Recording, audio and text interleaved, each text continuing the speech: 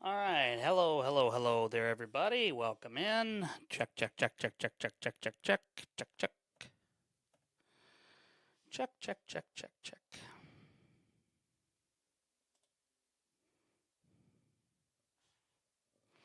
Hello.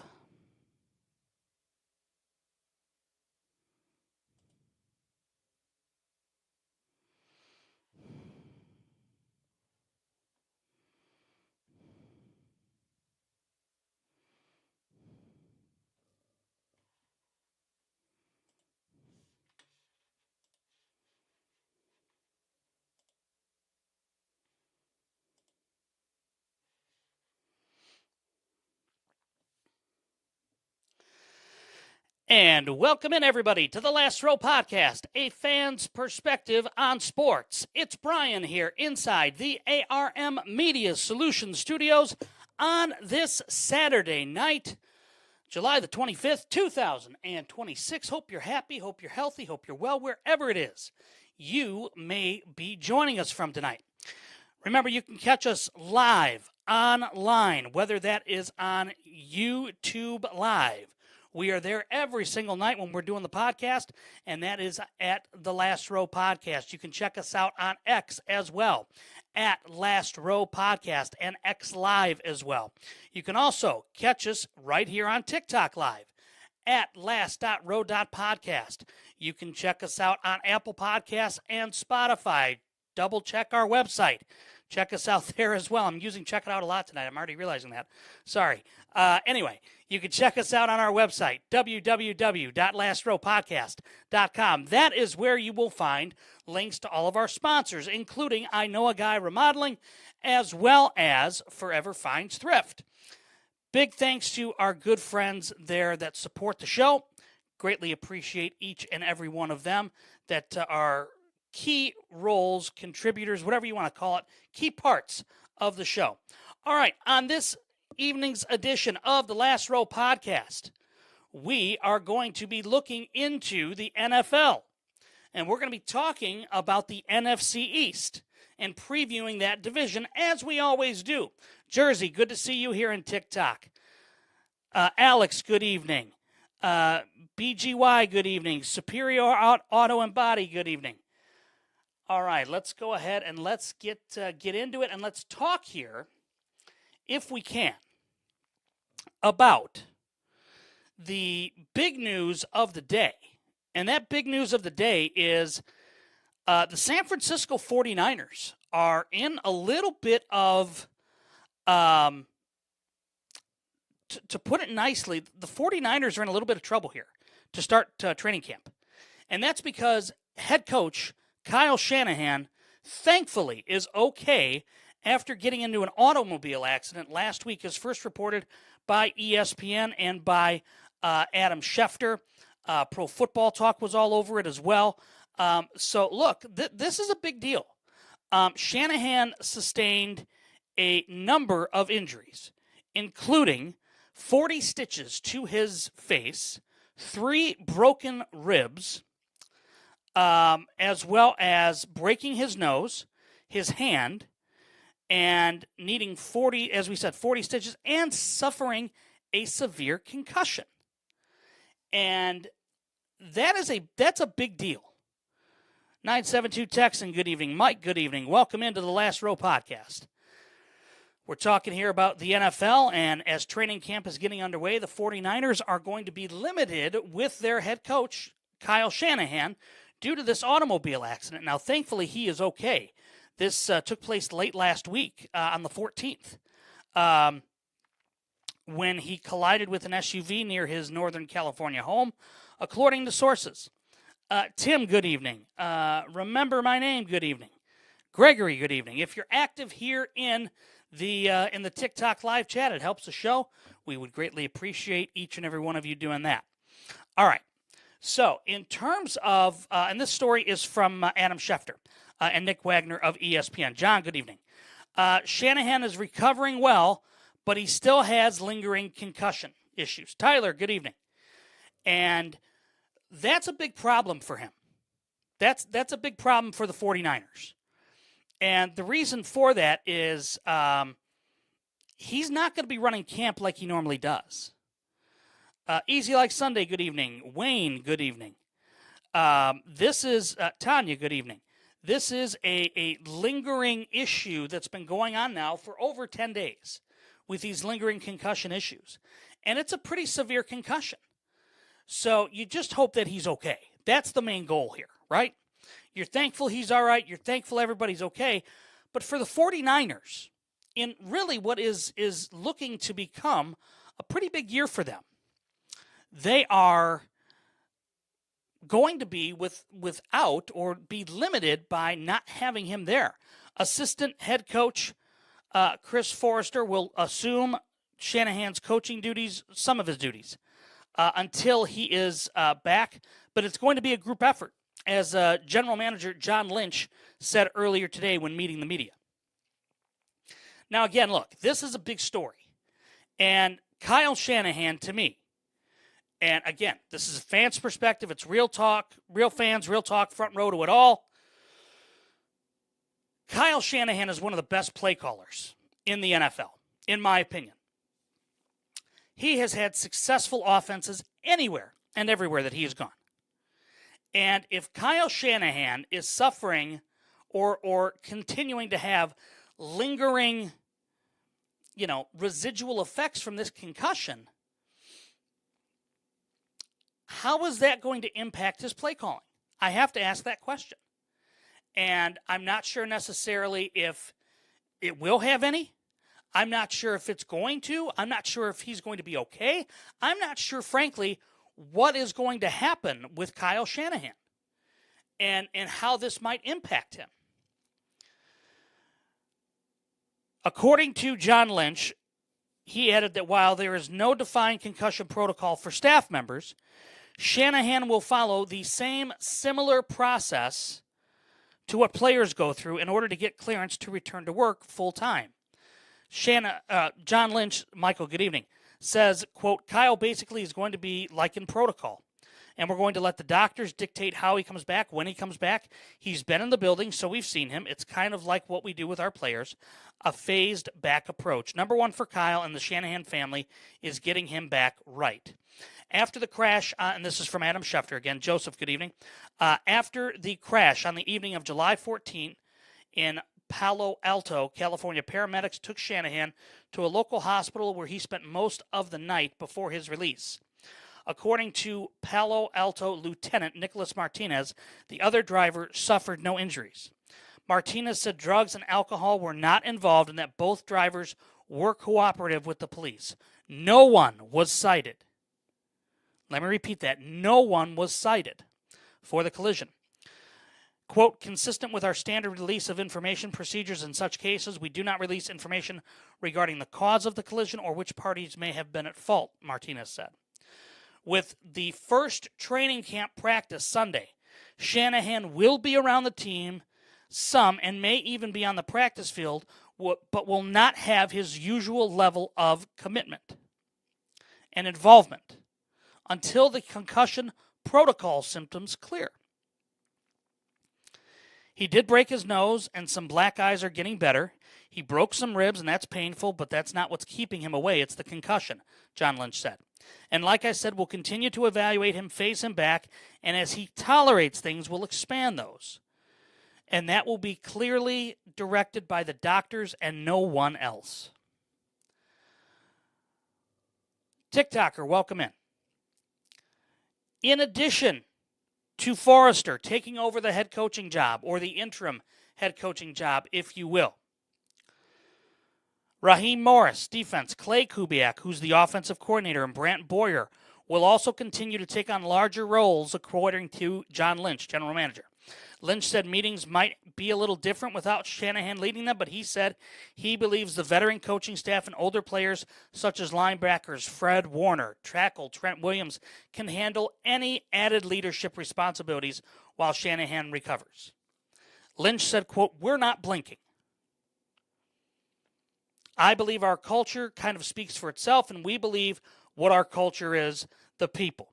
Chris is one of those who we think very highly of. He's equipped to do this. Our staff is equipped, but it will be very much a collective effort. And he's right. It's absolutely going to be a collective effort. So, with that being said, you just have to wonder here what the ramifications are going to be for the 49ers. Now, look, we're talking here about this, and we've discussed this at length. Brick, good evening. Moving, good evening. Nick, good evening. Tommy, good evening. TikToker, I believe I said hello to you. Jose, good evening. Brick Tamlin. I love that. Look, let's call this what it is here. The 49ers are without their best offensive weapon. And their best offensive weapon is Kyle Shanahan. Shanahan is the heart and soul of that offense because he is the play caller. He is what stirs the drink. Breaks for Days, good evening. Big Dog, good evening. Faithful, good evening. And with the Royal Knight, good evening.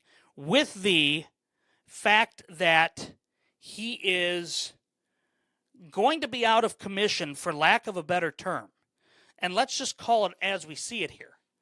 This is going to be a major issue for the 49ers. And I'm not sure exactly what or how the Niners recover from this necessarily. Now, it's a massive injury for Shanahan, of course. And we know that. A concussion is something. Look, all the studies that are taking place right now, all of the different parts of this. Savannah Banana, good evening. We're going to talk about you in just a little bit. Jackson, hello. With all of the different concussion information that we know about, the fact of the matter is we don't know how it works necessarily on coaches, but you figure it's going to be the same kind of process. The brain is rattled when you get the concussion, right? The brain literally is moving like this in your head, in your skull. And you have to be incredibly careful with that. So the 49ers, I believe, are taking the right approach to this. The 49ers are taking the correct approach in making Kyle Shanahan essentially act like a player. And with that, and with the 49ers doing so, the 49ers have to be ready, willing, and able to make any type of call here that might be difficult. In other words, if for some reason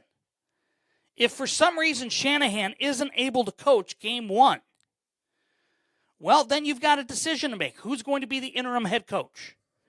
Because if he's on the quote-unquote injured list, as he should be, I'm not saying there's anything wrong with John Lynch and the 49ers organization putting Kyle Shanahan and getting Kyle Shanahan away from Kyle Shanahan, if that makes sense.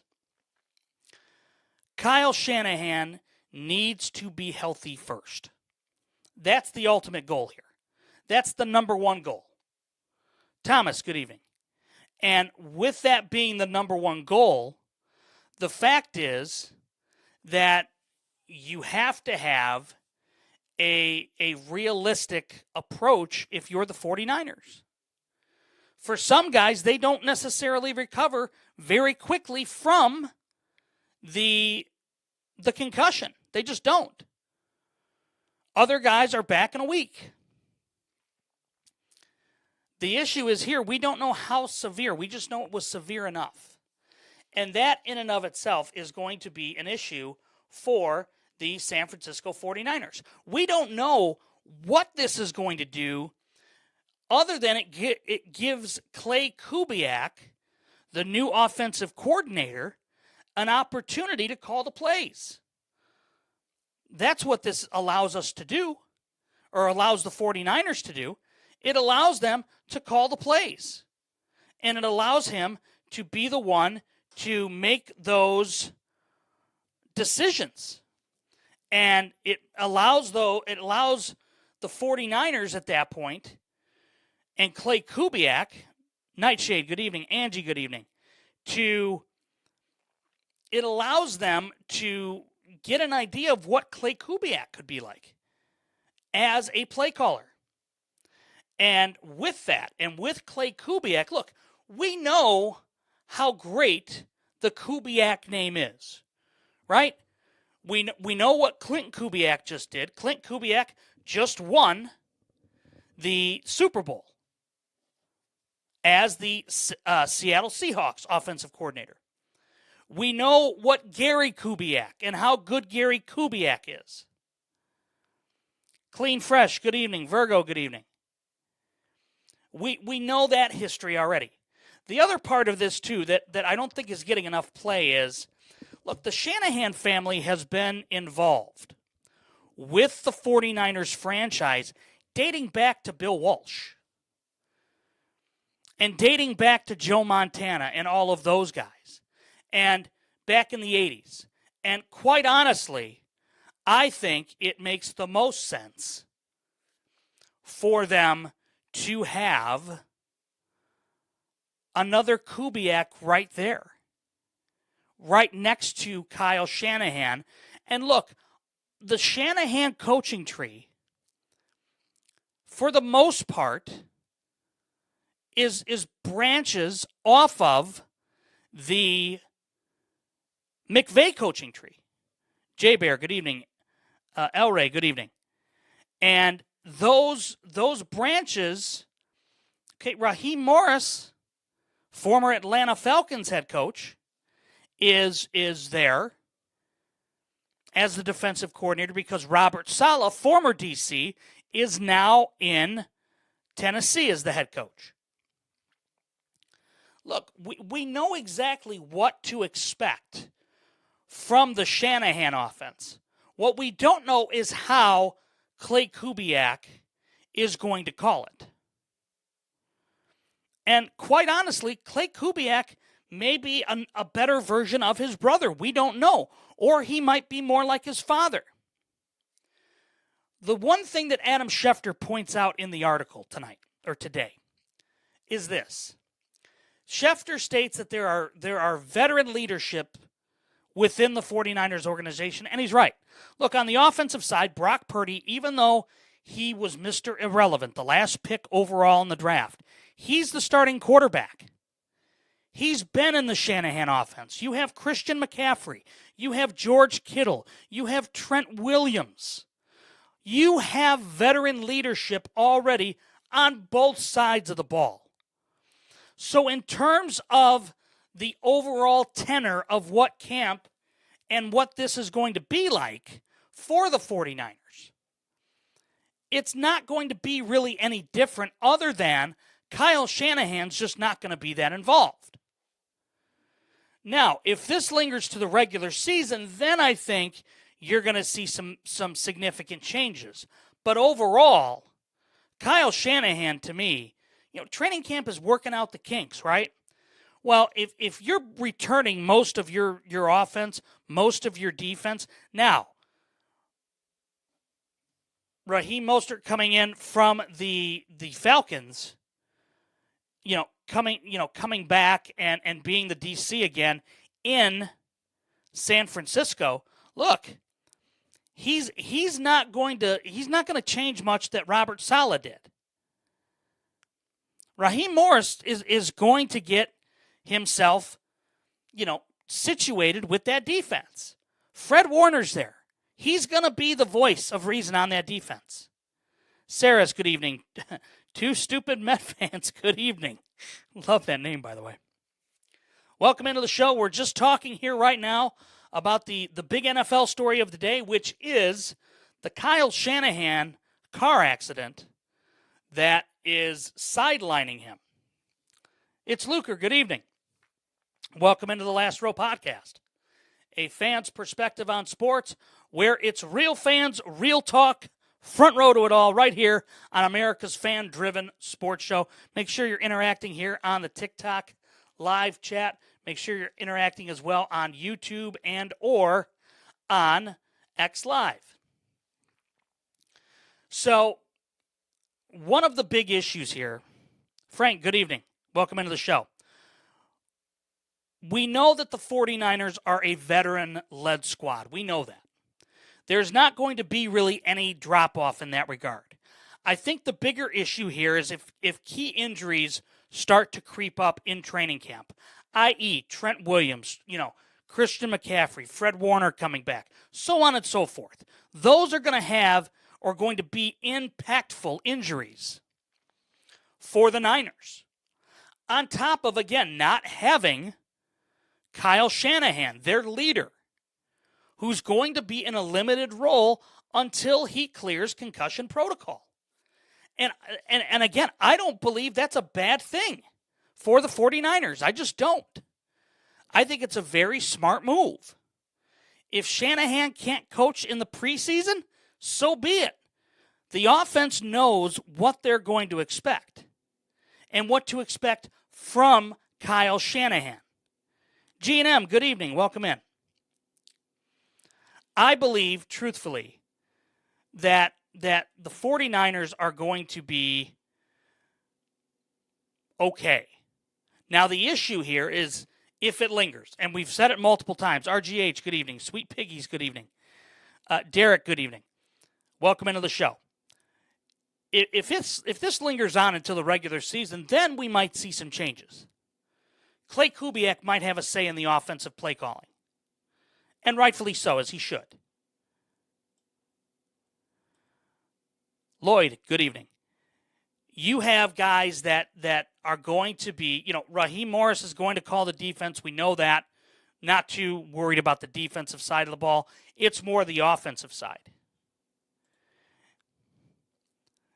And quite honestly, with that, I think overall you're going to have a number of different guys have to step up to try to replace Kyle Shanahan in the interim. So we'll have to see how this all shakes out in San Francisco with Kyle Shanahan being hurt. Kyle Shanahan being sidelined, for better or for worse. All right, I want to talk here a little bit more about training camp.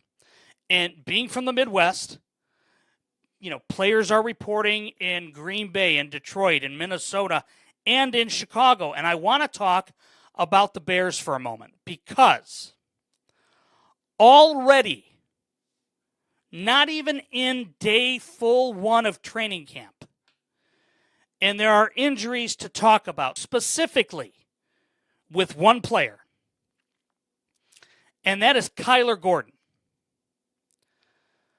Kyler Gordon played 3 games last season, and he twice landed on the injured reserve list. Here's the issue I have already with Kyler Gordon. He signed a 3-year, $40 million extension in 2025.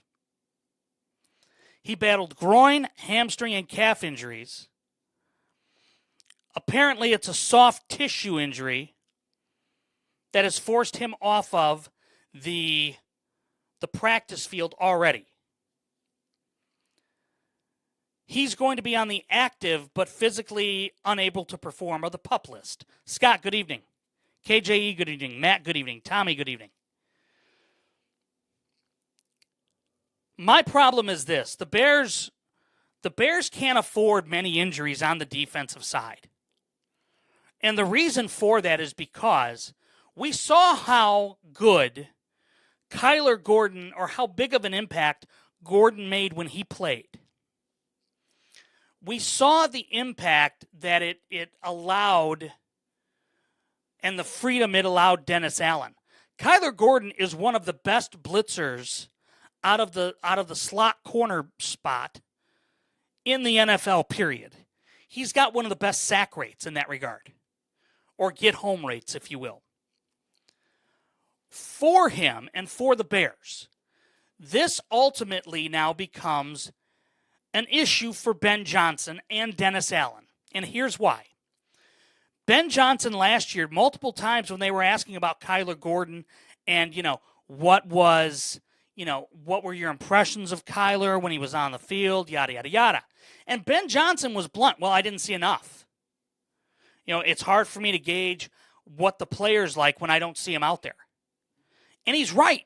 He's absolutely right.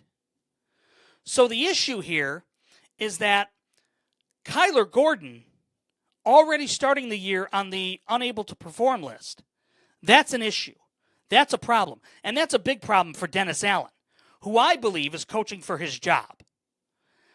Dennis Allen needs to have a great year as defensive coordinator.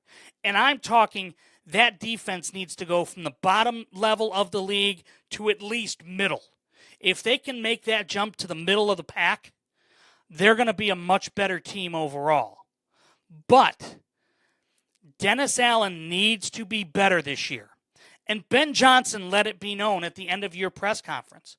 We have to coach better. Knock, knock, knock. Dennis Allen, that's on you, pal. That's on Dennis Allen. And so, with Kyler Gordon being out already, that puts a lot of pressure on Dennis Allen. Now, the other factor in this here is TJ Edwards, who's coming back from a fractured fibula. According to Ian Rappaport, Edwards had a minor muscle strain, not expected to keep him out long. That's the good news. But TJ Edwards is another player who, yes, he's getting older, longer in the tooth, right, as the old adage goes. But for the Chicago Bears, TJ Edwards is your captain on the defense. He's the one that's calling the plays in the huddle. Now, not to mention, you've put Noah Sewell back on the physically unable to perform or physically unable to practice list, the PUP list. You've got Keyshawn Elliott, who's a linebacker. You've got offensive lineman Ozzie Trapillo, who, look, for all intents and purposes, Trapillo's going to be out the whole year. You've got defensive lineman Shamar Turner, whom injured his Achilles in week 2 or 3, I believe, of the season last year.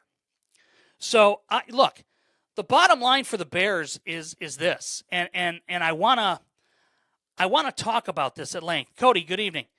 The bottom line for Dennis Allen is that he's got to coach like his job is depending on it, because I believe his job is depending on it.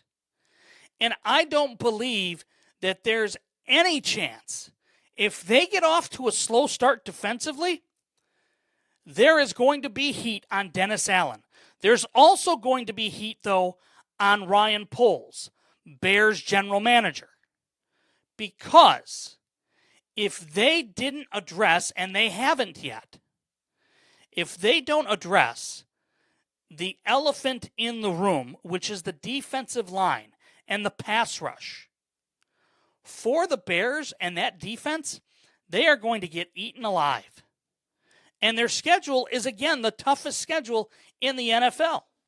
And that's fine. Ben Johnson wants the challenge. You know that.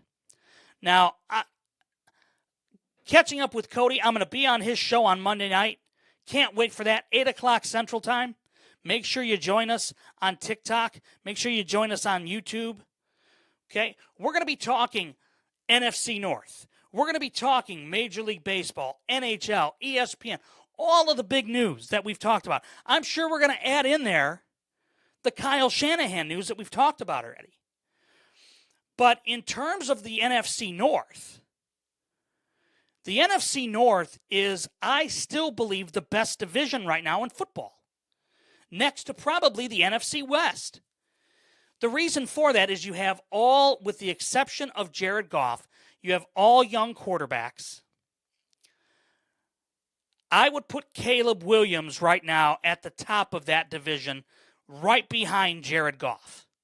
I'm not foolish enough to say that Williams is better than Goff. He's not.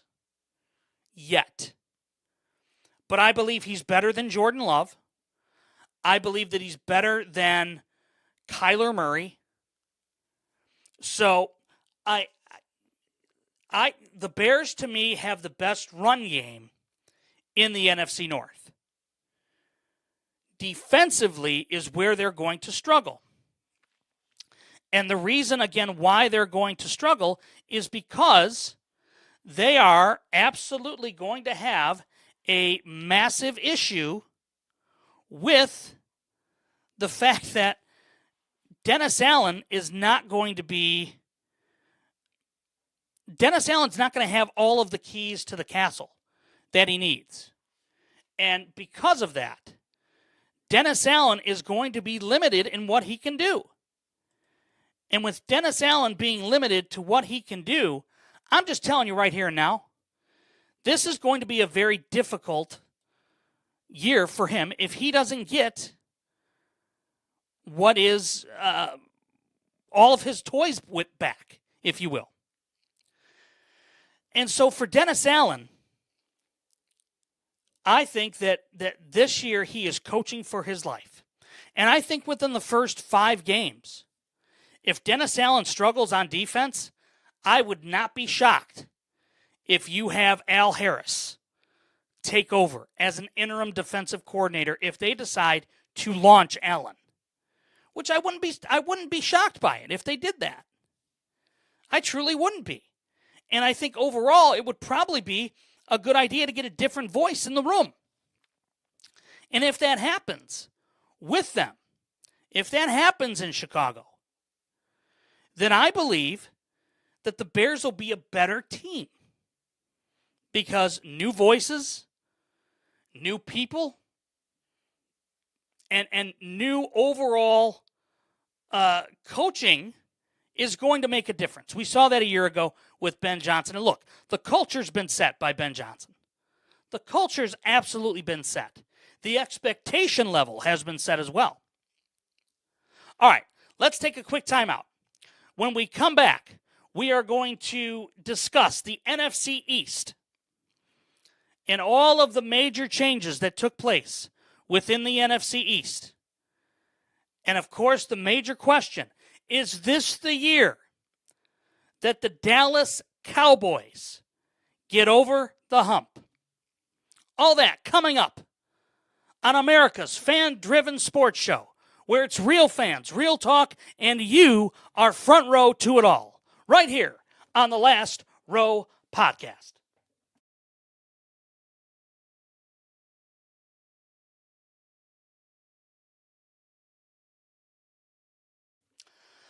When something needs to be remodeled, don't spend hours scrolling online reviews.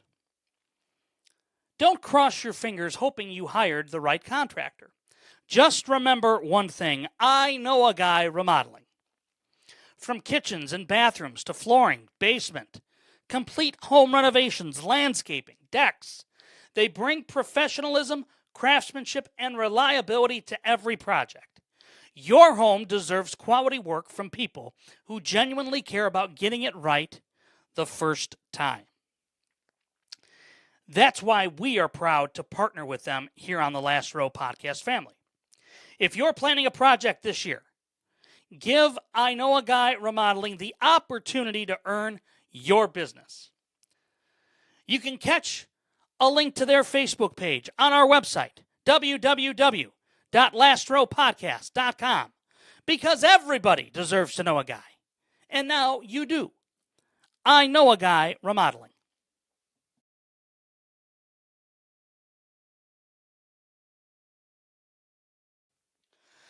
And welcome back, everybody, to the Last Row Podcast, a fan's perspective on sports, where it is real fans, real talk, and you are front row to it all here on America's fan-driven sports show.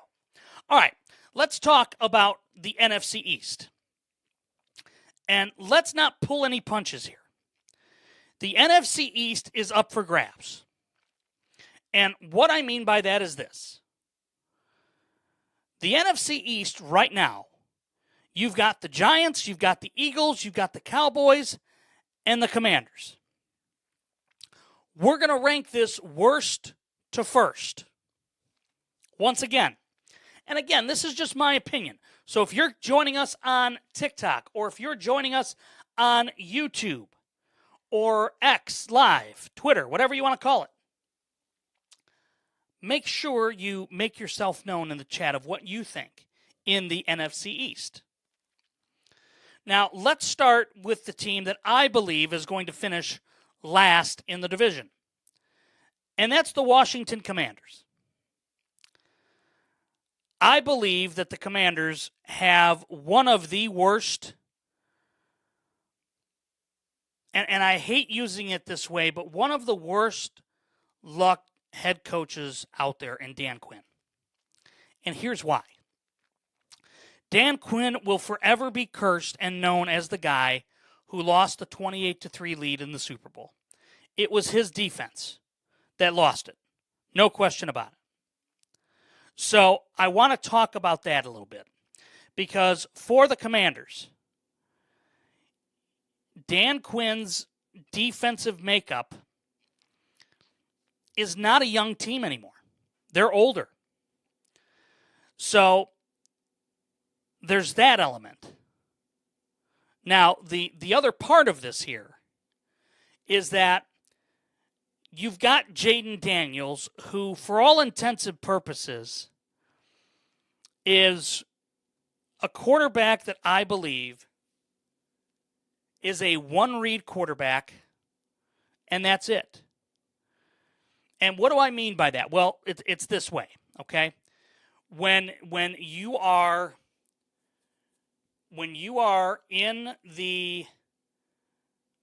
you're under center, when you're in shotgun, whatever it might be, and you're looking at the defense, and you're trying to survey which way you need to go with the ball, Jayden Daniels, to me, doesn't understand how to read a defense yet. He is a one-read quarterback. If he doesn't like the read or the look, he takes off running, and that's where he ultimately hurts himself literally and figuratively. So, because of this, you have a quarterback that tends to run more than he stays in the pocket. Now, ESPN says that their biggest strength is quarterback. And everybody's saying, he was injury-plagued last year, yada, yada, yada. Well, I'm here to tell you, no Brian Kelly, former LSU Tiger head coach, no Brian Kelly quarterback has ever produced in the NFL. Now, what helped Jayden Daniels in his first year was having a former college coach and quarterback in Cliff Kingsbury as his offensive coordinator. And then in year two, Dan Quinn became more vocal about what kind of offense he wanted. And what kind of offense he wanted was an offense that is, for lack of a better term, more NFL driven and not more college where it's one read and then he's gone. Archer, good evening. I believe that overall, for the Commanders, Jayden Daniels struggled last year, not just because of injuries, but because of the fact he still can't read the defense. So he threw 25 touchdowns and posted a rushing line that was the best rookie rushing line ever for a quarterback. They've got a backup in Marcus Mariota, who was, when he came out of Oregon, thought to be one of the best dual threat quarterbacks to ever come out. Marcus Mariota has had a very serviceable NFL career as a backup quarterback. Jayden Daniels, I don't believe, is going to be around long enough this year or on the field long enough because he gets hurt too often for the Commanders. Now, if we look at their projected starters on offensive defense, you've got Daniels at the quarterback. Running back is Rachaad White. You've got Terry McLaurin, Antonio Williams, and Van Jefferson. A good wide receiver room. No question. You got John Bates and Chig Okonkwo as your tight ends. You've upgraded at Laramie Tunstall at left tackle. You've got Chris Paul at your guard, Nick Allegretti, Sam Cosmi, and Josh Connerly Jr. as your offensive line. I think the offensive line for the Commanders is better. Is better than what people think. Now on defense, Daron Payne at tackle, Charles Omenihu, and Javon Kinlaw are your defensive tackles. Your edge rushers, Owe and Armstrong. Linebackers, Sonny Styles and Frankie Luvu. Your cornerback is your weakest spot with Sanderstill, Amos, and Robertson. And then safety, you got Will Harris and Nick Cross. So, look, your weakness is the cornerback. The Commanders last year on defense, which is Dan Quinn's specialty, allowed a league-high 384.3 yards per game. That's because their secondary surrendered a 59.2 QBR, which was second worst last year. The Commanders will be hoping for a better season from Mike Sanderstill and a year 2 leap from 2025 second-round pick Trey Amos. Amick Robertson and Ahkello Witherspoon were brought in as veteran competition after primarily working as situational players the past few years. Now, here's the other factor for the Commanders that I really like, and that's Sonny Styles, their young defensive linebacker from Ohio State. Look, I believe that he is, for his rookie season, he's absolutely exactly what this team needs. And I believe, and again, it's just me, I believe Sonny Styles is going to make an immediate impact on that defense. But can he be the X factor that is needed for Dan Quinn? And I don't believe he can be as a rookie. And that's what I think is ultimately going to be the downfall of the Commanders this year. I believe the Commanders are going to struggle offensively because of Jaden Daniels. They don't have a good running game. Your wide receiver, Terry McLaurin's very, very good. But just like Jaden Daniels, he's not on the field enough. So that's why I think that the Commanders are going to be in trouble.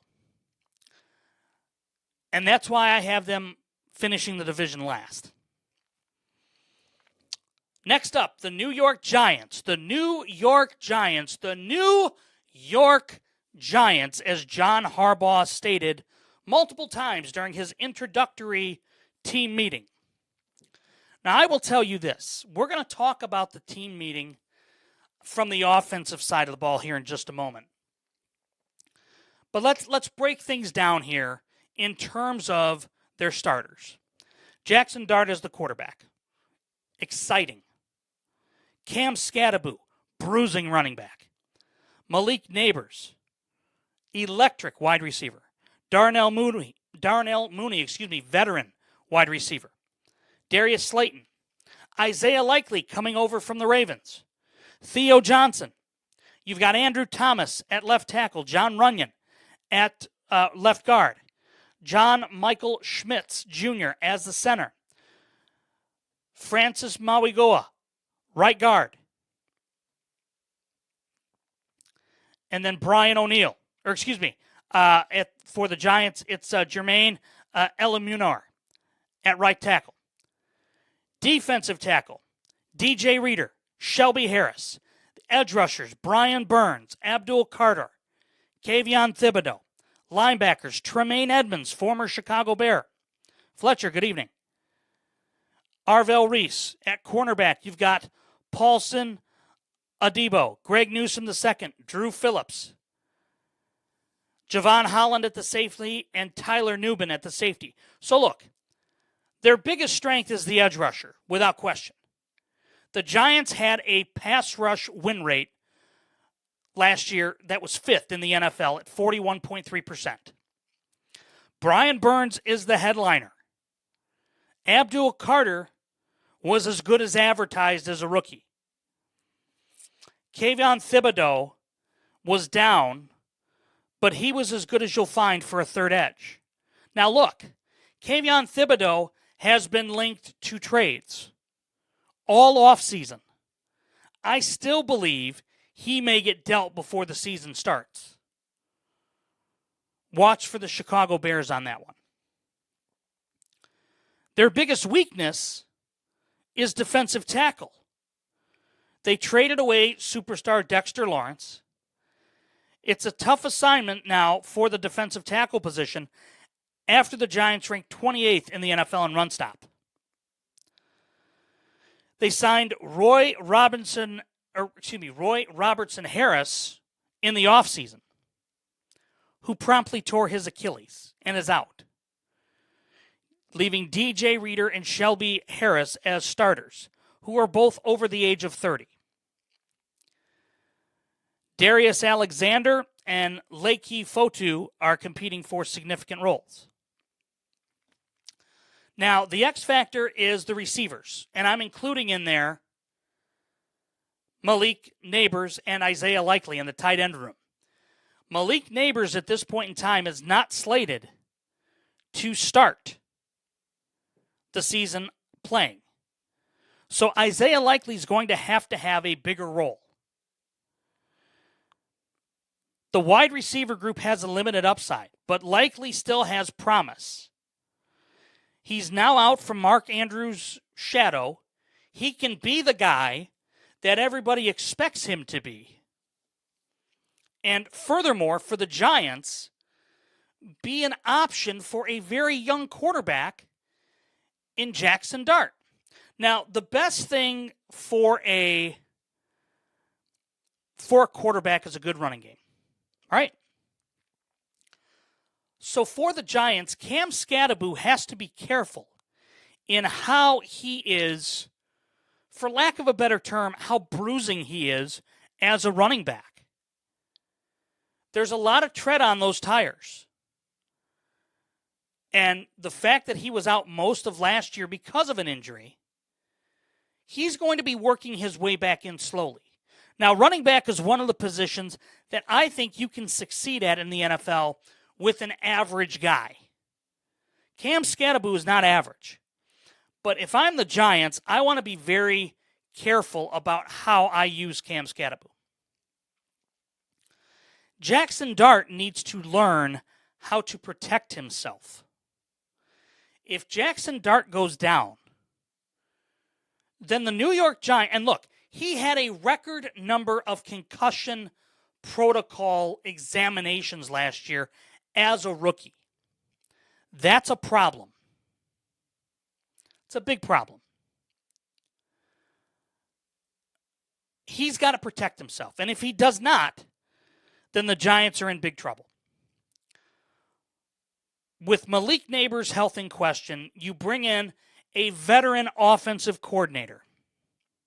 And I'm using air quotes when I say that. And that veteran offensive coordinator is former Chicago Bears head coach and former Kansas City Chiefs offensive coordinator, Matt Nagy, who opened up his introductory press conference, or his introductory meeting, with the Giants. And it was not good. In fact, it was very cringy. And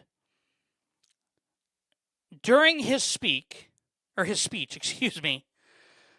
in this meeting, he went viral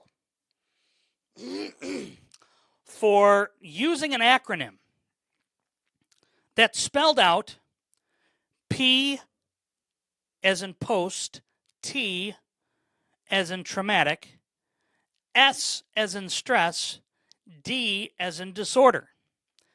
PTSD.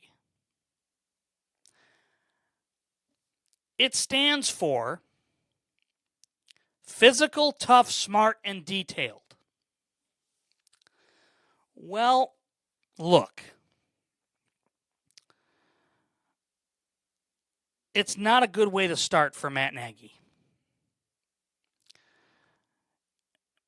They continue to mock Matt Nagy online and social media because of the double doink and because of his inability to shake that, and comparing it to his replacement in Chicago, which was Matt Eberflus, with the HITS principle. Matt Nagy having an acronym spelling out PTSD is not good. Matt Nagy better hope that his offense doesn't scare people and give them PTSD. Based on his time in Chicago with Mitchell Trubisky and that offense and how scary that was. Look, year one, it was great when he was the head coach. Year two, not so much. Year three, but they rolled the coattails of their defense. And Trubisky was okay. Wasn't great. Wasn't worthy of the number 4 pick in the draft. Or number 3 or number 2, whatever it was. So, the Bears, at that point, cut Nagy loose. He goes back to Kansas City. He's under Andy Reid. He doesn't get a head coaching job this offseason as many people thought. And he interviewed for quite a few. I think this is the best job for him right now in the NFL. And the reason for that is because, and again, this is just me, I believe that Matt Nagy needed to be an offensive coordinator first outside of Andy Reid. Get outside of Big Red Shadow. Cut your teeth as an OC in a different place. Now, doing it in the number 1 media market in the world, not a smart idea. He'd have been better off going to, Seattle, San Francisco, the Jets, wherever. Anywhere other than New York with the Giants. But we know John Harbaugh. And we know what John Harbaugh wants to do. Ball control offense. Protect the ball. Don't make stupid mistakes. That concerns me for the Giants with Matt Nagy. That's why I have them finishing slightly above the Washington Commanders. Next up, in the second position for the ESPN graded roster ratings, and where I think there's going to be some dissension among the ranks. I believe there's trouble brewing in Philadelphia. I believe there's trouble for the Eagles. And why I say that is for the following. For the following reasons. Okay, number 1, there's growing discontent between Eagles fans and quarterback Jalen Hurts. There's discontent growing, I believe, for Nick Sirianni. Now, here's what's interesting to me about the Eagles. You've got Jalen Hurts, an aging Saquon Barkley, Devontae Smith, who's now your number 1. You brought in Mekhi Lemon to replace A.J. Brown, which I think was a brilliant move. And then Dontavian Wicks brought over from the Green Bay Packers. Now, you keep Dallas Goedert and you bring in Eli Stowers. Your offensive line is old. That's the problem. Jordan Mailata, Landon Dickerson, Cam Jurgens, Tyler Steen, Lane Johnson. That's an older offensive line. Now, the good news here is that you've kept Vic Fangio on your staff. Vic Fangio, to me, is the straw that stirs the drink. Vic Fangio, for me, is the guy that allows the Eagles to still be really, really good. We're going to put the Eagles ahead of the number 2 team in the division, and that's going to be the Dallas Cowboys. Now, look, I'll be honest with you. I have struggled with the NFC East because I believe Philadelphia is flawed. I believe that Philadelphia is incredibly flawed. But I think Dallas is worse. And I'm just going to say this. I'm going to tell you this right here and now. If the New York Giants can stay healthy and Jackson Dart looks good early, staying in the pocket, making throws, not running and sliding head first or leaving himself too high when he slides to get his head knocked off. If that happens, the Giants very easily, Jacob, good evening. The Giants could very easily vault from the 3rd position in the division to the 1st.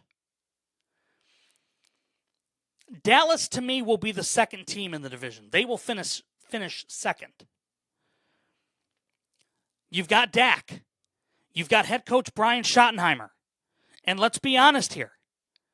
With Schottenheimer, I think he's realistically coaching for his job. Javonte Williams at running back. CeeDee Lamb and George Pickens and Ryan Flournoy. Jake Ferguson, Luke Schoonmaker are your tight ends. Their offensive line is often hurt. You've got Cooper Beebe at center. Tyler Guyton at left tackle. Tyler Smith at left guard. Tyler Booker at right guard. And Terrence Steele as your right tackle. Now, defensively, you've gotten much better. Defensively, Quinnen Williams at defensive tackle, Kenny Clark are your 2 known names. Then you've got Rashawn Gary at the edge. You've got DeMarvion Overshown, D. Winters as your linebackers. Your cornerbacks are okay in Deron Bland, Kobe Durant, Siobhan Ravel Jr. Your safeties are Jalen Thompson, Caleb Downs, and Malik Hooker.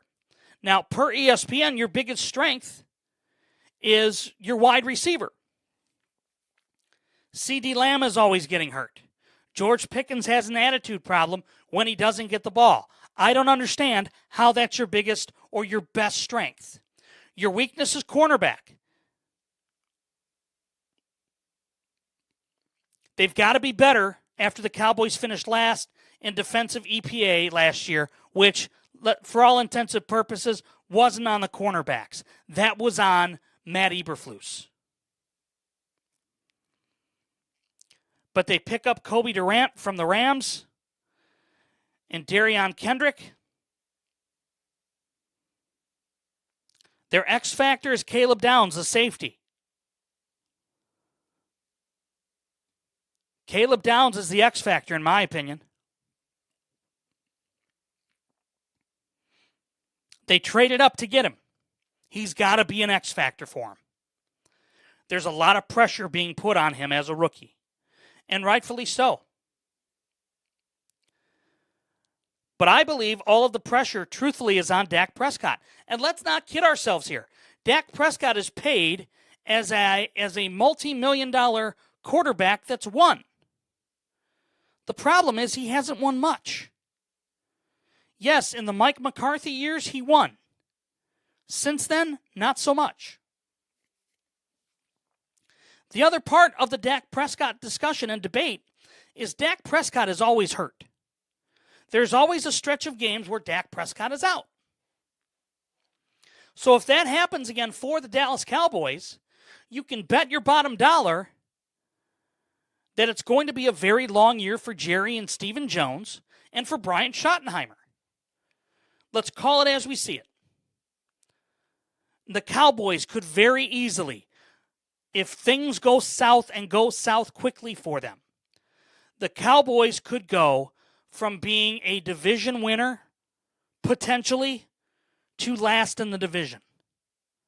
And if that happens, I'm telling you right now, Jerry Jones will make a major coaching change. He will absolutely make a major coaching move. And if Dak Prescott has a bad year or a mediocre year or even an average year, Dallas isn't going to do much. Dallas needs their wide receivers to be the big-name wide receivers that they are in CeeDee Lamb and George Pickens. Pickens can't have an attitude problem if he doesn't get the ball. And that's the problem with George Pickens. That's why Pittsburgh was willing to get rid of him. And anytime Mike Tomlin doesn't want a player around, you know there's something wrong, i.e. Chase Claypool. All right, let's talk about the number one team in the division, in my opinion, going into training camp, and that is the Philadelphia Eagles. Now, look, the Eagles are stacked, but you've got an aging Saquon Barkley who has a ton of wear and tear on the tires. Let's not sugarcoat this. Saquon Barkley has a ton of mileage on the tires. Jalen Hurts, for all of the different offensive coordinators that he has gone through, Jalen Hurts has become a coach killer in a way for offensive coordinators. Kevin Patullo wasn't the issue last year. I believe the issue was Jalen Hurts. And I believe that's going to get exposed again this year. Furthermore, you've got Devontae Smith stepping into the number one receiver role, which he's been. Let's not sugarcoat this here. Mekhi Lemon is brought in to replace A.J. Brown, which is a smart idea. Okay? Defensively, as we talked about a few moments ago, Jalen Carter has to stay on the field. Jalen Carter can be the biggest difference maker in the NFL if his head is screwed on right. If his head is not screwed on right, he's the biggest liability on your defense. Jordan Davis, incredibly good. Their edge rushers, Nolan Smith, Jonathan Grenard, solid. Linebackers, Zach Baun and Jihad Campbell, very good, but they got to stay healthy.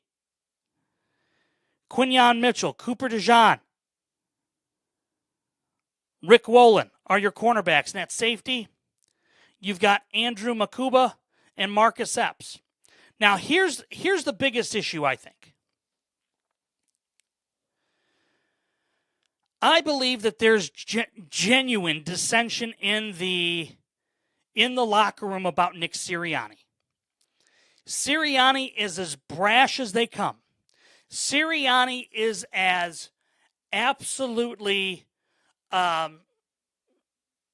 unhinged as they can get as a head coach. And I believe that Jeffrey Lurie, Howie Roseman, all of those, the front office people in Philadelphia, I believe are growing tired of the Nick Sirianni act.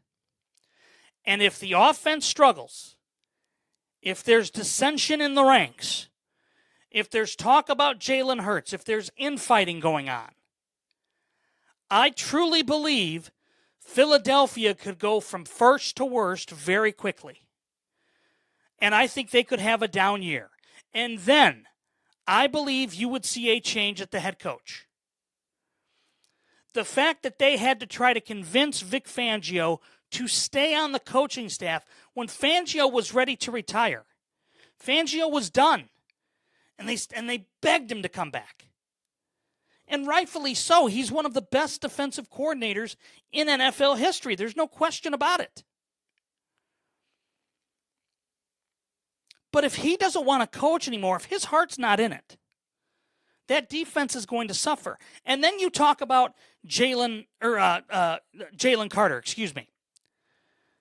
Jalen Carter, if he's not on the field, that's a problem. And look, I'll be honest with you.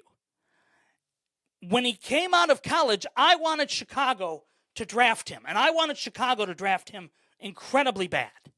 Because I thought he was just that guy. And when he's on the field, and when Jalen Carter is right mentally, he is as good of a defensive player as there is in the NFL. When he's not right in his own mind, he is such a detriment to that team. And that's why Jordan Davis has very quietly become as good, if not better, and a better fit for that scheme for Vic Fangio. Look, the Eagles' defense at one point in time was incredibly feared. The game plan that they put together against Vic Fangio, against Patrick Mahomes by Vic Fangio and the Kansas City Chiefs, that defensive game plan in the Super Bowl to essentially give the blueprint to the NFL of how you beat Patrick Mahomes was absolutely brilliant. And the fact that you have that defensive coordinator still on your staff with many of the names, that's a plus. But the problem is, if you don't have the right leadership up front, i.e. the head coach, if the quarterback isn't doing what the offense practiced all week, if the quarterback is going off the cuff, that's a problem. And I believe that for the Philadelphia Eagles, the X factor in this season is Jalen Hurts. If Jalen Hurts isn't the guy any longer, if Jalen Hurts isn't the guy to get the job done, Philly will absolutely struggle. And their window will absolutely slam shut. Might be a hot take, might be controversial, but I'm here to tell you, right here and now, for the Philadelphia Eagles, they can't blame it on Kevin Patula this year. Jalen Hurts is in the crosshairs. Jalen Hurts has to perform. Just like Jalen Carter on the defensive side of the ball has to be good, has to be great, has to be out there. And if not, the Eagles will be looking at wholesale changes. And let's not forget this part of it too. There was talk in the offseason about trading Jalen Carter. He has become expendable. There was rumors that he was going to go to Vegas in the Max Crosby deal. Now that to me says Philly's willing to get rid of him because they believe that Jordan Davis is a better fit. And you don't have to worry about the head case side of it. So if that happens, again, credit to Vic Fangio. But I'm telling you, and people called me nuts a year ago, and then reports started coming out that it wasn't Kevin Patullo that was the problem. It was Jalen Hurts. I'm telling you, mark the date and time. Saturday, July 25th, 10:15 Central Standard Time. If Jalen Hurts struggles, and you hear chirping about the offense isn't gelling because of the coordinator and so on and so forth, I'm telling you right here and now, if that happens, there's going to be changes within the Eagles organization. Nick Sirianni, for all good that he has done for Philly, may be coaching for his job. And the Philly fans, they have no issues calling for his head. Just like Jalen Hurts, they have no issues calling for his head either. So we will see what the NFC East does. All right, tomorrow night, when we are back on the air, we are going to talk about the NFC South. We're going to preview the Falcons, the Saints, the Bucks, and the Panthers. And then Monday night, the NFC North. We're starting out the week strong. And then, folks, training camp is underway. And get ready. Because from this point forward, anything and everything can happen. Injuries, trades, holdouts, fights. Whatever you want to see, it's going to happen in training camp. And then before you know it, we're going to have preseason football on the air. And we're going to be here for it, to break everything down, to talk about who might not be on the roster, who will be on the roster, what surprises there are for each and every NFL team. Because again, we are America's fan-driven sports show, where it's real fans, real talk, front row to it all. I want to thank our friends over at I Know a Guy Remodeling for their continued support of the show. I want to thank you for listening, whether that is on Apple Podcasts or Spotify. Thank you so much for listening. Thank you so much for subscribing, for leaving ratings. We greatly appreciate it. I mentioned it last night. I'm going to mention it again. Starting on Monday, live, we are going to be on Sideline.fm. Also, our Fanatics store has launched. Go there. Check it out. www.fanatics.com/creators/Last Row Podcast. There you can find all of the merchandise, and we're going to be adding to it as the seasons go on. Whether it's baseball, football, basketball, hockey, whatever, soccer, whatever your heart's desire will be there. And until next time, when breaking news changes everything, I'll see you in the last row.